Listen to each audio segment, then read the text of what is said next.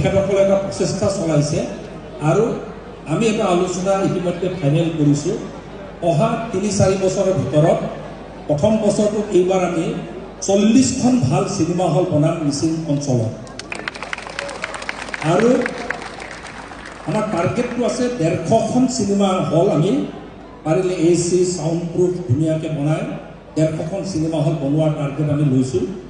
ইতিমধ্যে TMPK মিচিং সমাজ কাউন্সিলৰ আলোচনা আৰু ইতিমধ্যে জনতা চিনেমাৰ লগত আমাৰ কলাবৰেশ্যন হৈছে মিচিং সমাজ কাউন্সিল তো আশা ৰাখিছোঁ অহাবাৰ চিনেমা যেতিয়া এনেকৈ লঞ্চ হ'ব একেলগে 40টা স্ক্ৰীণত একেদিনাই আপোনাৰ শ্ব' অপেনিং হ'ব পৰাকৈ আৰু একেদিনাই 40টা চিনত 40টা জেগাৰ পৰা যেতিয়া টকাটো আহিব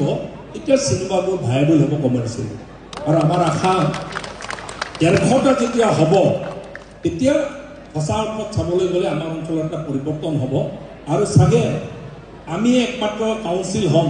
অসমত এনেকৈ নিজৰ চিনেমা সন্মুখৰ পৰা ৰাইজৰ মাজলৈ লৈ অহাৰ কাৰণে আৰু চিনেমা জগতটোক সহায় কৰাৰ কাৰণে 150টা চিনেমা অপেন কৰাৰ কাৰণে পৰিকল্পনা লোৱা একমাত্ৰ কাউন্সিল চাগে তো মিচিং সমাজ কাউন্সিলৰ কাৰণে ডাঙৰ এটা হাত চাপৰি বজাই দিব লাগে আৰু এই গোটেই আইডিয়াটো ফ্ল'ট কৰিছে আমাৰ বিনোদ কুমাৰ ডাঙৰীয়াহঁতে ফ্ল'ট কৰিছে তেখেত বলিউডৰ পৰা খুব ডাঙৰ ডাঙৰ চিনেমাবোৰত তেখেতে কাম কৰিছে আৰু সকলোৱে জানে আৰু চাবলৈ গ'লে তেখেতে ঘূৰি আহি নিজৰ ছ'চাইটিটোৰ কাৰণে কিবা এটা কৰিব বিচাৰিছে আমি সকলোৱে এইকাৰণে মিচিং সমাজ কাউন্সিলৰ সহযোগ কৰিছোঁ আৰু মোৰ ফালৰ পৰা প্ৰত্যেকটো মুহূৰ্ত মিচিং চিনেমা আমাৰ অঞ্চলত যদি সফল হ'ব লাগে চিনেমা হল ভাল লাগিব ভ্ৰাম্যমান এনেকৈ য'তে ত'তে কমিউনিটি হলবোৰত কৰিলে কোৱালিটিটো মানুহে তাৰমানে পইচা খৰচ কৰি চাবলৈ মন নকৰে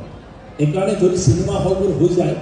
আমি এটা সৰুকৈ প্ৰচেষ্টা চলাইছোঁ এইটো 300 কেপাচিটি 400 কেপাচিটিৰ এটা AC সাউণ্ডপ্ৰুফ হল এটা আছে ইয়াক যেতিয়ালৈকে মেইনবোৰ নহয় তেতিয়ালৈকে ইউজ কৰিব পাৰিব আৰু ইয়াত 1000 কেপাচিটিৰ এটা অলৰেডি অডিটৰিয়াম এটা হৈ আছে ইয়াকো হল হিচাপে পাছত আমি কনভাৰ্ট কৰিব পাৰিম চিলাপথাৰত ইতিমধ্যে 1200 কেপাচিটিৰ হৈ গ'ল আমাৰ আৰু সাউণ্ড প্ৰুফিং আৰু চেণ্ট্ৰেল AC কৰিবলগীয়া আছে সেইটোৰো